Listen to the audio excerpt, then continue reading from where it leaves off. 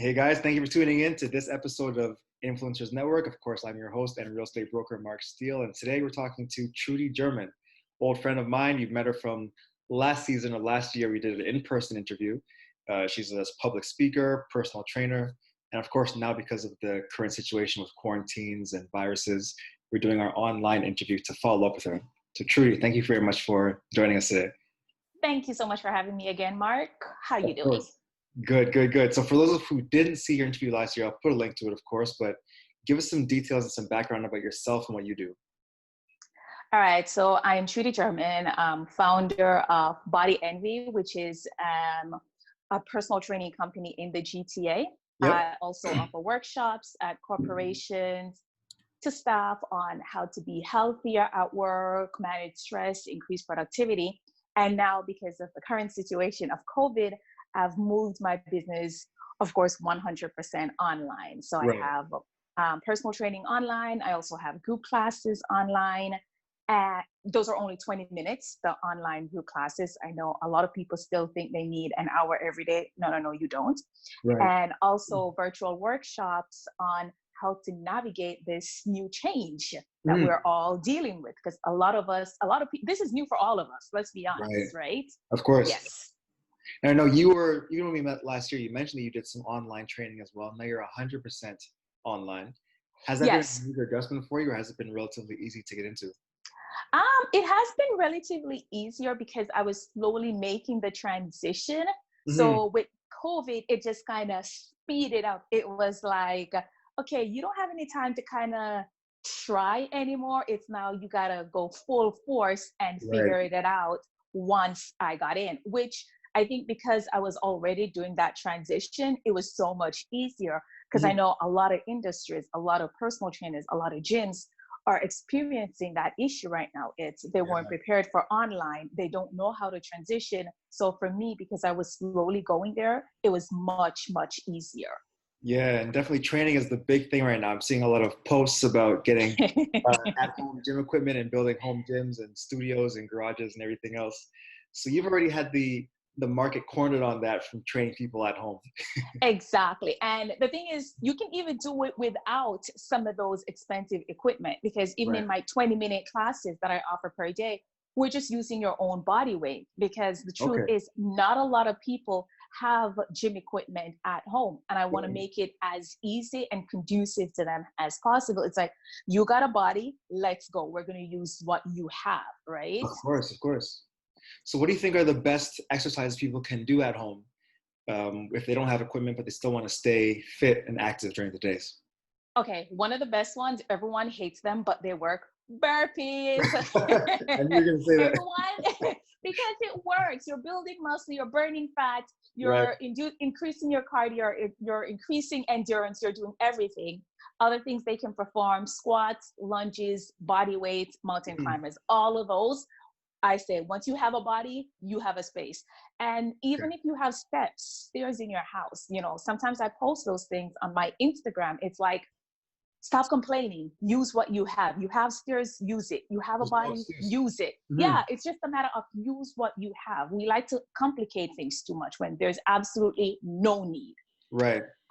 Interesting. And I know you also mentioned that you talk to companies and groups of people about mental health and not just mental health, because what I found was happening with this new change, where a lot of people are working remotely, right? Some people still have to go into the office. Some people are still fortunate to have a job where they're working remotely. Even if they were working remotely from home prior to COVID, they were probably home alone. Now, if they have children and a spouse, those children and spouse are home. So they're not only employees when they're home, they're employees, their spouse, they're a parent, and they may also be a teacher because schools are also out. So it's a lot to juggle. A lot of people are feeling overwhelmed. They don't know how to manage everything. They're also scared that because of the way the market is right now, that they may lose their job. So they're operating out of a place of fear, which isn't good, because eventually that will affect their immune system, productivity, and cost the companies money. So what I do is I connect with the HR or C-suite executives of these organizations and be like, hey, this is how I can help you help your staff, because their health wasn't at the forefront of a lot of organizations' mind. It was more of the systems. Is our system set up where our staff can work remotely? Do we have the bandwidth? They were thinking about that, but not thinking about the individual themselves. So this was where I came in and be like, we need to put back the human in human resources, right? And you and I know, you take care of your people, when everything's well, then they'll definitely repay you back and take care of you. Tenfold. Yeah. Okay, so with the situation right now, do you still find opportunities to reach out to companies and establish those partnerships? Oh dear, of course. I still get up at, well, not 4 a.m. anymore, but I get up at 5. 1 hour later. 1 hour later. Right. And I find companies and I set a goal of the amount of companies that I want to pitch each week. Why do I want to pitch them? Why do I want to connect with them? And I do that because I find that if I don't do that, it won't happen, right? I function on structure. Structure helps me. So I can't get up and be like, I'm going to wing it. I tried that for the first week we were off, and it was like 2:00 in the afternoon. It's like, girl, what have you done? Like, no. Yeah, it was like, I had to be like, okay, get yourself back in a routine, get yourself back in a structure. What do you want? Who do you want to help them? Why do you want to help them? Right. And that's how I did it. And I'm extremely active on LinkedIn. LinkedIn is like my playground. I make the connections there. Okay. Yeah, I know a lot of people think LinkedIn is boring, but it depends on what you want it for. Of course. Right? As long as you set a goal for yourself, you're going to be okay. Exactly. This is my thing. You got to know what you're on each platform for. I know why I play on LinkedIn. I know why I play on Instagram. I'm not on TikTok. Can't handle that yet, but not yet. LinkedIn, not yet. So that's how I determine it. Why do I want to work with those organizations? It's also about the culture. And sometimes once I've gotten in with one, then it's easier, or they'll refer me. Or what I found was working at the beginning is reaching out to companies that I've already worked with. So, I already have that rapport with them. So it's so much easier. And then also I post a lot on LinkedIn, and then that also brings people to me. Hey, I never thought about this, or organization would definitely benefit, because I find the productivity is dropping. Also, what happens right about now, a lot of people are working longer hours, but the productivity hasn't increased. I've seen that. Once again, because they're stressed, right? Just think about when you sit at your computer all day for hours, at some point, something that would have probably taken you 5 minutes, 30 minutes, you're still looking at it, right? So that's a lot of what's happening. Yeah, the work seems to expand to the time that you have to do it, right? Exactly. So what I usually say to that, get up. Sometimes we're like, oh, but we feel guilty about taking a break. Take that 5 minutes break. Walk away, have some water, just move and come back, and you'll find you complete that task much, much faster, because now your brain had time to think, you took a break. So it's like, okay, we're good to go now. Right. That's good. It sounds like your entrepreneurial spirit hasn't been dimmed by the situation. Some people are just at home relaxing or taking time off, or just thinking, I'll get back to it in a month when everything's back to normal. But it sounds like you're still pushing every single day, which is good. Now, here's the thing. Yes, I'm still pushing now. The first week, as I said, I kind of lounged, and I'm still pushing now because I find my creativity juice is flowing. However, I don't want anyone to feel guilty if they're not pushing, whether you're an entrepreneur, have a side hustle, or whatever, because it's not easy for some people right now. Some people may be laid off, their spouse may be laid off, so they're dealing with that stress. Or even for some people, this is the first time they've had any type of a break in years.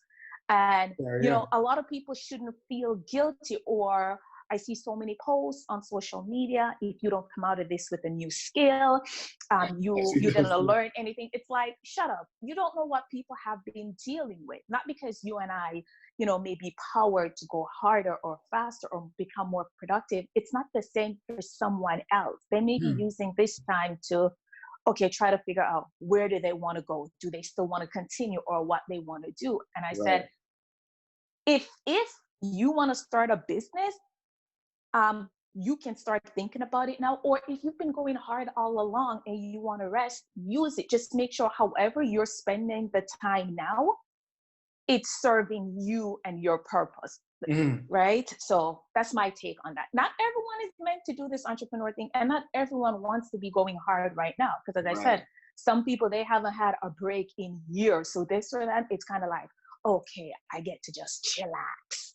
Of course. So embrace it while you have the time then. Exactly. And it's so ironic because I'm the type of person, I love Mondays. And I even posted about this on Instagram a few weeks ago. You know, prior to COVID-19 and us being quarantined, you used to see all these people quoting, oh, I hate Mondays, manic Mondays, oh, hump day Wednesdays, or I need another day between Saturday and Sunday. You don't see none of those now. Right. You see none of those now. One, because either people are worried about losing their job, or two, they've lost their job. So it's like, be careful of what you're putting out there and what you're asking for, right? The things we take for granted, we want them back now. Exactly. Because a lot of those people who used to post those things about Mondays, if they lost their job now, I guarantee you they would have wished they had that job right now, right? You're right. Exactly. Now, you mentioned you're working on a podcast that's going to be launching soon as well. Tell us about that. I'm so excited about this. This is a podcast that I've been working on for a while, and I keep procrastinating because there's this thing called fear. Right. So the podcast is about, being an entrepreneur, starting a business, and the reality that goes on in the background before you see the finished product. Because we're in an era now, especially on Instagram, where everyone is an entrepreneur or want to be an entrepreneur, or we glamorize it. And I even find some entrepreneurs, as if they belittle others that aren't entrepreneurs or aspire to be it. First of all, being an entrepreneur isn't for everyone. Second of all, it's not as easy as people want to make it seem. Today's Monday, I start a business. By Friday, I'm making 6 figures. By the end of the month, I'm making 7 figures. No, it's not like that. I'm going to talk about the grit, the grind that goes behind the scenes. I'm going to share my experience, and I have a ton of guests that I'm going to bring on so they can share their experience, what it did to their personal life, what it did to their financial life, some of the sacrifices they had to make. It's about the real talk of what goes on behind the scenes that some of us, even myself, one, may not have known entering this world, or two, we were embarrassed or ashamed of talking about. But it's like, okay, so if you want to enter this world, you need to be prepared for it. So that's what it's about. And it's going to be launching soon. So if you want to get a hold of you for training information, to listen to your podcast, how can we get more contact to yourself? So for training, workshops, hit me up. My website is website is bodyenvy.ca. Okay. Instagram is bodyenvy1. The podcast, I'm on Instagram under Trudie German. I'll be dropping, all the information will be there. Or you can check out my site, trudiegerman.com. All right, fantastic. And last question, what are you doing for fun during this quarantine when you're not working? Reading a book or just sleeping. But it's nice outside, but it's sunny outside because I have a backyard. I go out there. What are we going to do right about now? Most fun include going out. As I said, my creative juice is flowing, so I just let that flow. And when it's not, I just rest or read. I respect it. That's all you need. Rest and progress. Exactly. All right, Trudie, thank you very much for your time. If you have any questions for Trudie, she gave us her contact, and I'll link them down below as well. Thank you again for joining me today. You're welcome. Thanks for having me.